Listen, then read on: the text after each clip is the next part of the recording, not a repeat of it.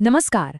आज के इस एक्सप्लेनर में हम बात करने वाले हैं राम सेतु और एक नन्ही सी गिलहरी की उस महागाथा की, जो सिर्फ एक पौराणिक घटना नहीं है बल्कि शक्ति, पैमाने और विनम्रता का एक बहुत ही अद्भुत पाठ है। ये उस समय की बात है जब समंदर पर एक असंभव सा दिखने वाला पुल बनाया जा रहा था। हम देखेंगे कि कैसे एक तरफ तो बाहुबल से भरी विशाल वानर सेना थी और दूसरी तरफ एक छोटी सी जान का निस्वार्थ समर्पण, और कैसे ये दोनों मिलकर इतिहास रच देते हैं। तो चलिए बिना किसी देरी के सीधे इस रोमांचक चर्चा की शुरुआत करते हैं। अब कहानी की शुरुआत में ही टेंशन बिल्कुल चरम पर है। कूटनीति के सारे रास्ते बंद हो चुके हैं। श्री राम पूरे 3 दिनों तक समंदर देवता से लंका जाने का रास्ता मांगते रहे, लेकिन जब समंदर ने रास्ता नहीं दिया तो रघुकुल नंदन का जो धैर्य था ना, वो टूट गया। उन्होंने सीधा अपना आग्नेय बाण यानी अग्नु बाण उठा लिया, और स्रोत बताता है कि उनके इस प्रचंड क्रोध को देखकर वो अथाह और हमेशा गर्जना करने वाला समंदर भी सच में थरथर कांपने लगा। मतलब जब शांति से काम ना हो तो कैसे अंतिम उपाय के तौर पर शक्ति का प्रदर्शन करना ही पड़ता है। और फिर क्या था, समुद्रदेव तुरंत हाथ जोड़े प्रकट हो गए। अब समुद्रदेव ने अपनी गलती तो मान ली, लेकिन जो उपाय उन्होंने बताया वो बिल्कुल अलौकिक था। उन्होंने कहा, प्रभु, आपकी वानर सेना में नल और नील नाम के 2 वीर हैं, और उनके पास क्या था? एक जादुई वरदान। वो जिस भी पत्थर को छू लेंगे ना, वो पानी में डूबेगा नहीं बल्कि सतह पर तैरने लगेगा। यहीं से शारीरिक शक्ति और देवीय चमत्कार का एक गजब का संगम देखने को मिलता है। और फिर शुरू होता है एक गजब का हाई एनर्जी निर्माण कार्य। समंदर के किनारे जय श्री राम के नारे गूंज रहे हैं। सुग्रीव, अंगद और जामवंत जैसे महारथी विशाल पर्वतों और चट्टानों को ऐसे उखाड़ रहे हैं जैसे वो कुछ हो ही ना। और स्रोत के अनुसार नल और नील उन भारी भरकम चट्टानों पर राम लिख रहे थे। और कमाल की बात यह है कि जैसे ही वो चट्टानें पानी को छूती, वो रुई के फाहों की तरह हल्की होकर तैरने लगती थीं। जरा सोचिए, जो पहाड़ कभी अजेय लगते थे वो अब बिना किसी वजन के पानी पर आराम से तैर रहे थे।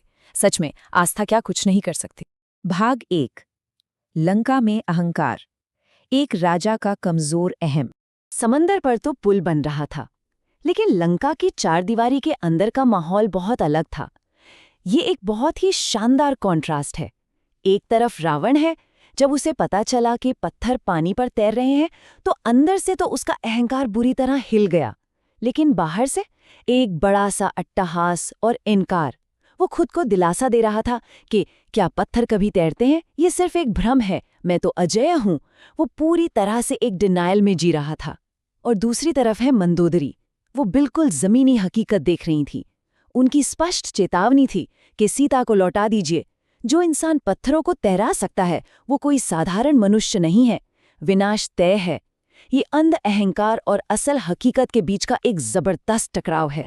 भाग 2। गिलहरी की भक्ति, इस महागाथा का हृदय।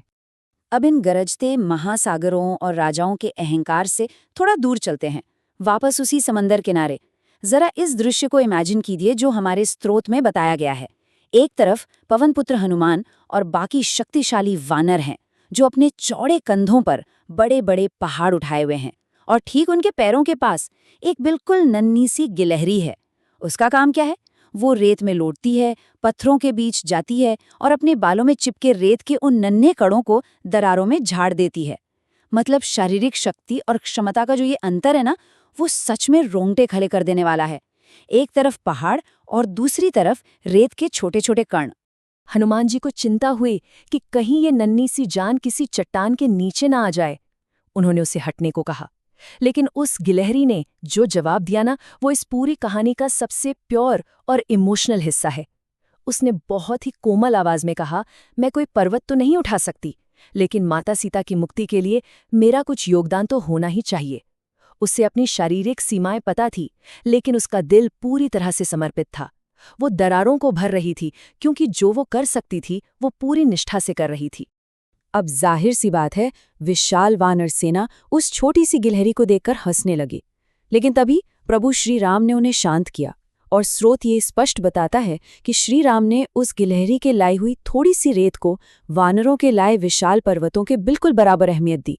उन्होंने साफ कर दिया कि सेवा या योगदान का मूल्यांकन कभी इस बात से नहीं होता कि उसका आकार कितना बड़ा है, बल्कि इस बात से होता है कि उसमें आपकी भावनाएं, आपकी भक्ति और आपका समर्पण कितना सच्चा है। ये सच में लीडरशिप और करुणा का एक बहुत बड़ा उदाहरण है। और फिर जो हुआ वो और भी खूबसूरत है।